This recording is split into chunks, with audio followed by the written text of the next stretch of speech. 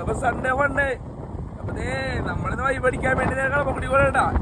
നമ്മുടെ ബോട്ടിങ് കാര്യങ്ങളൊക്കെ അവിടെ കിടക്കുന്നുണ്ട്. അപ്പൊ നമ്മൾ ബോട്ടിങ് ട്രിപ്പ് അടിക്കാൻ വേണ്ടി പോകണേ. അപ്പൊ നമ്മൾ കുറച്ച് കാണാം.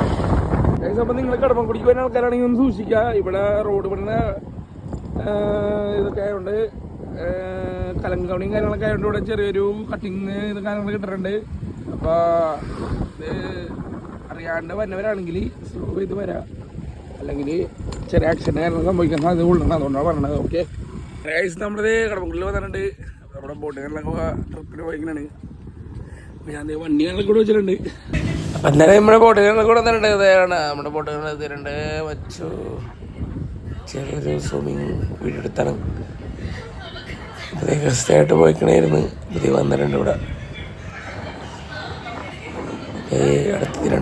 നമ്മളെ ട്രിപ്പിന്റെ ശമ്മനോട് എത്തിയിട്ടുണ്ട്. അപ്പൊ ചോദിച്ചു നോക്കാം ട്രിപ്പും കാര്യങ്ങളൊക്കെ ഇപ്പൊ വന്നത് എങ്ങനെയുണ്ടെന്ന്.